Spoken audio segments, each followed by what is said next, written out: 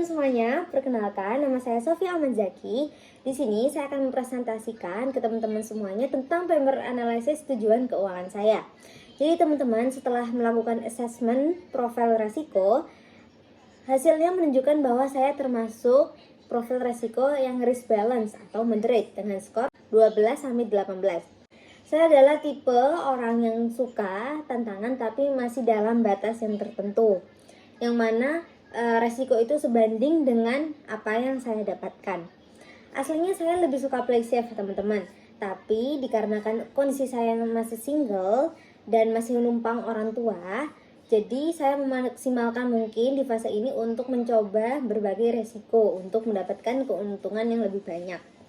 Saat ini saya memiliki 5 penghasilan, 5 bisnis, 3 F&B, 1 digital agency, dan 1 lagi di bidang beauty.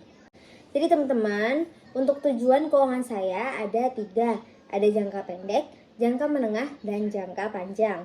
Untuk jangka menengah, saya berencana untuk menambahkan modal bisnis saya yang salon. Ya, dikarenakan bisnis saya yang salon ini saya menggunakan model bisnis baru yaitu home service. Jadi tidak ada toko fisik, yang mana itu masih awam di masyarakat, terlebih lagi di Malang.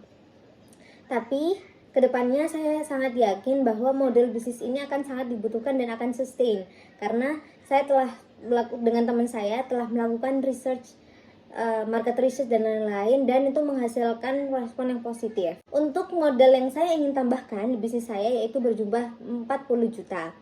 Untuk mendapatkan 40 juta itu, saya berencana menginvestasikan itu di MNC Dana Syariah, yang mana expect return-nya adalah 5%. Setelah dihitung, maka saya membutuhkan uang sebesar 30 juta 700 sekian untuk mendapatkan 40 juta dalam 12 bulan. Lalu yang kedua adalah jangka menengah. Jadi teman-teman, untuk jangka menengah ini saya ada 2 impian, saya ada 2 tujuan. Yang pertama adalah ingin mengikuti trip di Italia tentang gelato, karena salah satu bisnis saya adalah gelato. Dan ini impian saya semenjak dulu sebelum buka. Saya aslinya sudah mengikuti course-nya, tapi saya ingin langsung belajar ke negara aslinya. Maka dari itu saya akan spare money untuk tujuan saya yang ini. Lalu selain untuk gelato course itu, saya ingin mengontrak rumah untuk dibagi-bagi menjadi kos-kosan. Dari situ modal yang dibutuhkan untuk kontrakan adalah 40 juta, dan untuk short course yang tadi di Italia itu membutuhkan sekitar 100 juta. Sudah include makan, PP, dan lain-lain. Dengan untuk mendapatkan 140 juta dalam 3 tahun, saya berencana berinvestasi di reksadana tetap yang expect return-nya adalah sekitar 15%. Jadi untuk mendapatkan 140 juta, saya harus menyiapkan nominal awal sejumlah 92 juta sekian dalam 3 tahun. Lalu yang terakhir adalah jangka panjang. Jadi teman-teman, sesuai kondisi saya yaitu single dan numpang orang tua, siapa sih yang gak pengen punya rumah sendiri gitu. Jadi untuk jangka panjang saya, untuk 5 tahun atau lebih ke depan itu saya ingin memiliki rumah.